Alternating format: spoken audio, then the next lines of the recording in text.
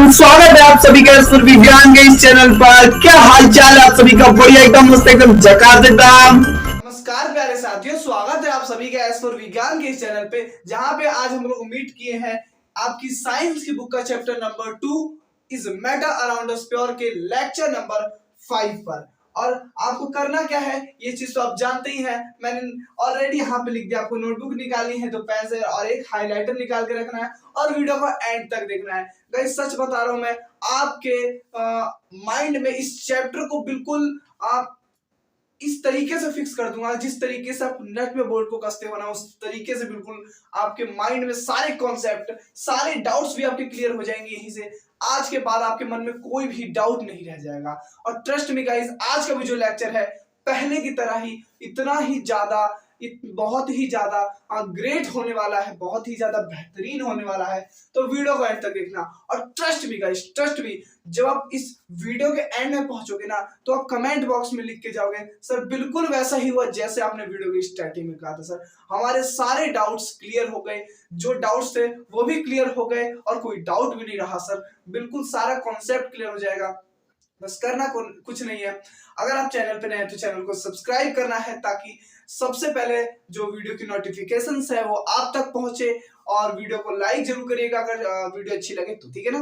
तो my self Rahul Sharma, और एक बार अगेन मैं आपका स्वागत करता हूं एस फॉर विज्ञान के इस चैनल पे, आपके अपने इस लवली से चैनल पे। ठीक है, तो देरी ना करते हम लोग वीडियो को स्टार्ट करते हैं जल्दी से। Let's go. तो हम लोग सबसे पहले पढ़ते हैं कि प्योर सब्सटेंसेस क्या होता है। क्या होते हैं प्योर सब्सटेंसेस? आप कहोगे सर ये चीजें तो हमें प्योर सब्सटेंस क्या होता है, मिक्सचर क्या होता है, सर हमें ये तो वीडियो के स्टार्टिंग में बता देना चाहिए था। सर आपको देखो, जहां पे जिन चीजों की नीड होती है हमें वहां पे पढ़ना चाहिए, ठीक है ना। उन चीजों को वहीं पे हमें एप्लीकेबल करना चाहिए, वहीं पे पढ़ना चाहिए। समझ गए मेरी बात? जहां पे जिन चीजों की नीड होती है, तो जहां पे हमें नीड होगी वहीं तो पढ़ेंगे ना। तो देखो सब्सटेंस क्या होते हैं, प्योर सब्सटेंस क्या होते हैं। प्योर, समझो मेरी बात, समझना।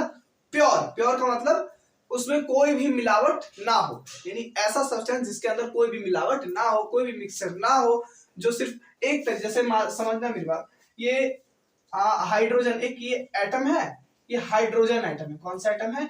हाइड्रोजन एटम है। तो ये हाइड्रोजन एटम है, तो इसके पास कोई और मिक्सचर है, यानी सिर्फ ये जो एटम है ये सिर्फ हाइड्रोजन है, यानी हाइड्रोजन से मिलकर बना हुआ है बस। और इसके अंदर कोई भी चीज नहीं है, ना ऑक्सीजन या कोई भी अदर जो है चीज नहीं है, ठीक है ना। तो ये हमारा क्या हो जाता है? Pure substance. क्या हो जाता है? प्योर सब्सटेंस, ठीक है ना।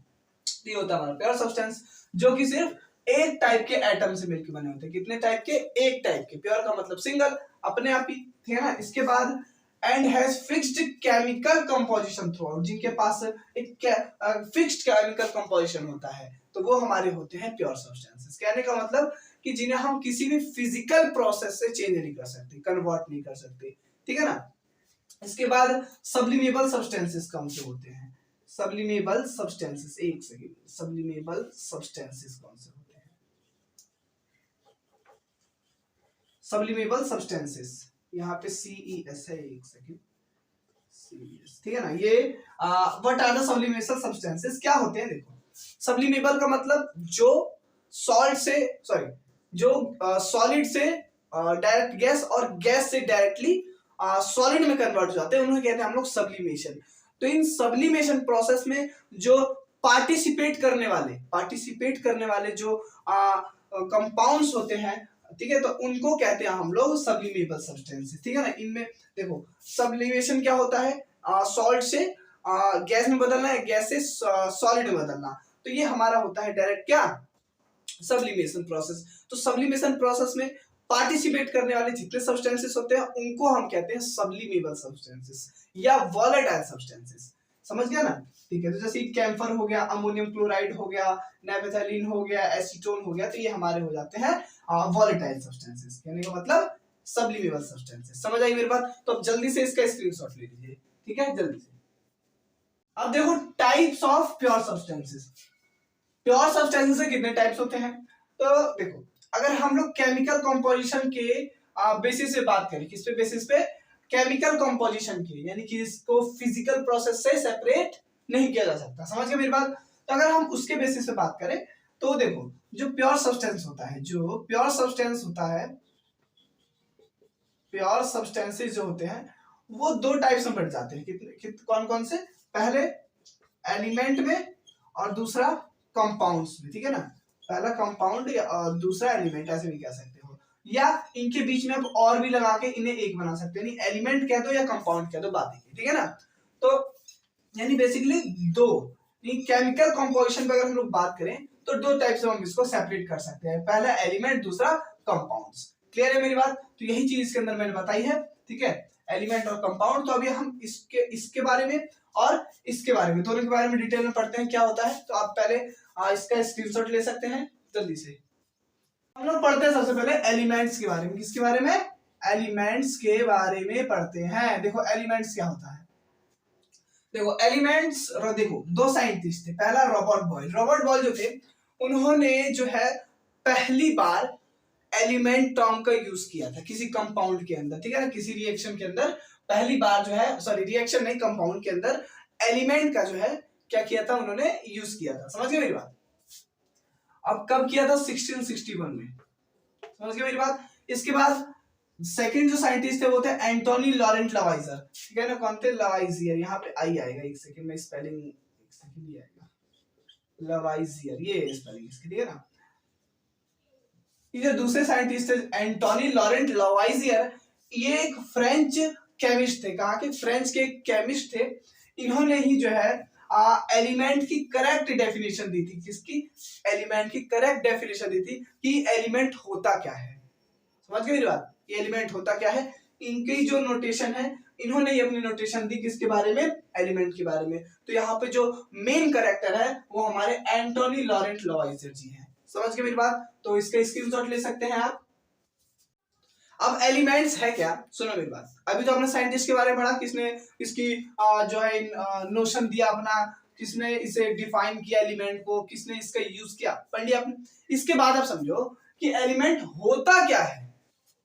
एलिमेंट होता क्या है? तो देखो मैटर की, देखिए मैटर है, एक मैटर है, ये मान लो मैटर है, तो इसकी ना बेसिक प्रॉपर्टी, इसकी क्या होती है? बेसिक प्रॉपर्टी होती है एलिमेंट। बेसिक प्रॉपर्टी होती है जिसको किसी भी केमिकल रिएक्शन से अलग नहीं किया जा सकता। कोई भी केमिकल रिएक्शन ले लो, वहां उस चीज से, केमिकल किसी भी रिएक्शन से, किसी भी केमिकल रिएक्शन से, फिजिकल रिएक्शन नहीं, केमिकल रिएक्शन से हम उसे सेपरेट अलग नहीं कर सकते हैं किसी भी सिंपलर सब्सटेंस के फॉर्म में। सिंपलर सब्सटेंस का मतलब किसी भी सब्सटेंस के फॉर्म में उसको तोड़ नहीं सकते हैं, ब्रेक डाउन नहीं कर सकते हैं। समझ गए? आई रिपीटिंग, दोबारा बताता हूं मैं कि देखो ऐसा, देखो एलिमेंट जो होता है ये बेसिक फॉर्म होती है मैटर की। किसकी? मैटर। मैटर जो होता है, मैटर जानते हो, मैटर तो समझते हो, कॉमन सी बात। तो मैटर की एक बेसिक प्रॉपर्टी होती है जिसको हम किसी भी केमिकल रिएक्शन से ब्रोकन डाउन नहीं कर सकते, एक सिंपलर सब्सटेंस की फॉर्म में तोड़ नहीं सकते। किसी भी केमिकल रिएक्शन से उसको तोड़ नहीं सकते, उसको ब्रोक नहीं कर सकते, ब्रेक नहीं कर सकते उसको किसी भी सब्सटेंस की फॉर्म में। और सब्सटेंस कैसा होना चाहिए? सिंपलर फॉर्म वाला होना चाहिए। समझ गए मेरी बात? ठीक है। इसके बाद elements can be normally divided into 3 properties. पहला metals, second non metals, third metalloids. Metal क्या होते हैं, नॉन मेटल क्या होते हैं, मेटलॉइड्स क्या होते हैं, तीनों चीजों के बारे में डिटेल में बताता हूं। आप इसका स्क्रीनशॉट ले सकते हैं अगर लेना चाहे तो। हम लोग पढ़ते हैं सबसे पहले मेटल्स क्या होते हैं। क्या होते हैं मेटल्स? देखो दे हैव साइन। क्या होते हैं? दे हैव अ साइनिंग होती है इनके पास। क्या होती है? एक साइनिंग होती है। ये समझदार होते हैं। समझदार होते हैं? नहीं, चमकदार होते हैं। समझ गए मेरी बात? इसके बाद ये हल्के सिल्वरी ग्रे कलर के होते हैं, गोल्डन येलो कलर के भी होते हैं। इसके बाद ये आसानी से इलेक्ट्रिसिटी को और हीट को पास करा देते हैं अपने अंदर से, गुड कंडक्टर होते हैं। समझ गए मेरी बात? इसके बाद दे आर डक्टाइल, यानी कि आपने देखा होगा कोई वायर वगैरह होती है उसके अंदर कॉपर की वायर डली होती है या किसी और मेटल की डली होती है, मतलब अक्सर कॉपर की देखी है, तो ये चीजें डक्टाइल होती है। इसके बाद दे आर मेलिएबल। मेलिएबल का मतलब कि आप जब किसी भी मेटल पर आप जब उसके ऊपर फोर्स एक्ट करोगे, हैमर वगैरह, हथौड़े वगैरह, जब फोर्स लगाओगे, उसको पीटोगे आप उसके ऊपर, बैलेंस अनबैलेंस करोगे जब आप उसके ऊपर, तो क्या होगा ना, वो धीरे धीरे एक चादर की फॉर्म में कन्वर्ट होने लगी। कहने का मतलब कि वो एक सीट में कन्वर्ट होने लगी। ठीक है ना? ये चीजें आप आगे पढ़ोगे अभी, ठीक है ना, आगे चैप्टर्स में। तो ये होता है हमारा मेलिएबल। इसके बाद दे आर सोनोरस यानी making a ringing sound hit. जब इनके ऊपर हिट किया जाता है, मेटल्स के ऊपर हिट किया जाता है, इस तरीके से हिट किया जाता है, तो ये एक रिंगिंग वाला यानी एक रिंग टाइप में साउंड को प्रोड्यूस करते हैं। इसके बाद इनका एग्जांपल जैसे gold, silver, copper, iron, sodium, potassium. Sodium को दिखाते हैं Na से और पोटेशियम को दिखाते हैं K से। ठीक है ना, समझ गए मेरी बात। तो ये चीजें थी मेटल्स। आप इसका स्क्रीनशॉट भी ले सकते हो। इसके बाद समझो कि नॉन मेटल्स क्या होते हैं। नॉन मेटल्स ये हीट के और इलेक्ट्रिसिटी के बैड कंडक्टर होते हैं, पुअर कंडक्टर होते हैं, ऐसे कह सकते हो, पुअर कंडक्टर होते हैं, यानी इलेक्ट्रिसिटी को और हीट को अपने अंदर से पास नहीं होने देते। इसके बाद ये ना ही लस्टर्स होते हैं, ना ही सोनोरस होते हैं, और ना ही ये मैलिएबल होते हैं। कहने का मतलब ना ही ये समझदार नहीं, चमकदार, ना ही ये चमकदार होते हैं, और ना ही जब इनके ऊपर बैलेंस अनबैलेंस फोर्स लगाया जाता है तो ये सीट की फॉर्म में भी नहीं कन्वर्ट होते, यानी कि मैलिएबल नहीं होते। इसके बाद ये सोनोरस भी नहीं होते। कहने का मतलब ये कि जब ये रिंग टाइप में अपना साउंड भी नहीं, जब इनके ऊपर फोर्स लगाया जाता है, पीटा जाता है, तो ये रिंग टाइप में साउंड भी नहीं निकालते। इसके एग्जांपल्स हो सकते हैं hydrogen, oxygen, iodine, carbon, bromine, chlorine etcetera. ये सारी चीजें किसके एग्जांपल्स हैं? नॉन मेटल्स के। ठीक है, तो आप इसका भी स्क्रीनशॉट ले सकते हैं, नहीं तो वीडियो पॉज करके नोट डाउन भी कर सकते हो। आप समझो कि मेटलॉइड्स क्या होता है। लास्ट टाइम मेटलॉइड्स क्या होता है, देखो ऐसे एलिमेंट्स या कह सकते हो कुछ एलिमेंट्स ऐसे होते हैं जो इंटरमीडिएट होते हैं, जिनकी प्रॉपर्टी जो होती है इंटरमीडिएट होती है। ठीक है ना, जो कि मेटल्स और नॉन मेटल्स के बीच में लाई करते हैं, यानी वो पूरी तरह से मेटल भी नहीं होते और पूरी तरह से नॉन मेटल भी नहीं होते, उनके बीच में होते हैं, उनके बीच का हिस्सा होते हैं, इंटरमीडिएट होते हैं। तो ऐसे जो यानी ऐसे चीजों की जो प्रॉपर्टी कहलाती है वो कहलाती है हमारी मेटलॉइड। समझ गए मेरी बात? ठीक है, अच्छा एग्जांपल ले लिया मैंने इसका। अच्छा एग्जांपल आप इसका ले सकते हो, जैसे कि सिलिकॉन और ब्रोमीन। ठीक है ना, सॉरी ब्रोमीन नहीं, बोरोन, बोरोन ले सकते हो, बोरोन, बोरोन। ठीक है ना, बोरोन और सिलिकॉन ले सकते हो। इसके बाद एक नोट का पॉइंट आता है, पहले इसको पढ़ो ध्यान से और समझो कि इससे आपको क्या समझ आ रहा है। पहले आप इसको ध्यान से पढ़ो, मैं साइड हटता हूँ, ध्यान से पढ़ना एक बार नहीं 2 बार पढ़ना। ठीक है ना, 2 बार पढ़ना। पढ़ो पहले इसको ध्यान से, जल्दी से पढ़ो। पढ़ा? पढ़ लिया? ठीक है, अब मैं आपको समझाता हूं। देखो, mercury is the only metal that is liquid at room temperature. देखो आपने देखा होगा मरकरी, मरकरी जब आप देखते हो तो वो लिक्विड टाइप में होता है, तो आप कहोगे कि सर आप ये मेटल कैसे है? तो मेटल है तो क्या, मेटल तो है, ठीक है, लेकिन ये लिक्विड रूम टेम्परेचर पे होता है, यानी रूम टेम्परेचर पे जो मरकरी होता है वो लिक्विड होता है, लेकिन फिर भी ये मेटल होता है क्योंकि ये शाइनिंग करता है। आप देखते हो बहुत ज्यादा लस्टर होता है, सोलरस होता है ना, होता है कि नहीं होता? शाइनिंग करता है। नहीं, सोलरस नहीं कह सकते इसको, हम इसको सोलरस नहीं कह सकते क्योंकि इसको सीट की फॉर्म में नहीं कन्वर्ट किया जा सकता, ना ही ये रिंग टाइप जो है साउंड निकालता है। सोलरस लस्टर कह सकते हैं, यानी शाइनिंग जरूर करता है, लेकिन फिर भी इसको मेटल कहा जाता है। समझ गए मेरी बात? तो ये नोट का पॉइंट है, इसको भी जरूर लिख लेना अपने नोटबुक के ऊपर वाले सबसे टॉप पार्ट पे, इस चीज को आप लिख सकते हो। समझ आएगी मेरी बात? तो अब जल्दी से इसका भी स्क्रीनशॉट ले लीजिए जल्दी से। अब हम लोग समझते हैं कि कंपाउंड्स क्या होते हैं। एलिमेंट्स की सारी चीजें हमने पढ़ ली, अब पढ़ते हैं कंपाउंड्स क्या होते हैं। क्या होते हैं कंपाउंड्स? सुना मेरे को ध्यान से। A compound is a substance. Compound एक ऐसा सब्सटेंस होता है कंपोज्ड ऑफ 2 और मोर एलिमेंट्स, जो कि 2 या 2 से ज्यादा एलिमेंट से कंपोज्ड होता है। ठीक है ना, जो कि chemically combined with one another in fixed proportion. देखो जो ये सब्सटेंस बनते हैं ना, ऐसे कह सकते हैं जब 2 या 2 से ज्यादा सब्सटेंस आपस में कंपोज होते हैं और एक नया सब्सटेंस बनाते हैं ना, तो वो जो नया सब्सटेंस बनाते हैं तो वो केमिकली, क्या लिखा है देखो, केमिकली, क्या लिखा है, केमिकली, वो केमिकली कंबाइंड होते हैं एक दूसरे से।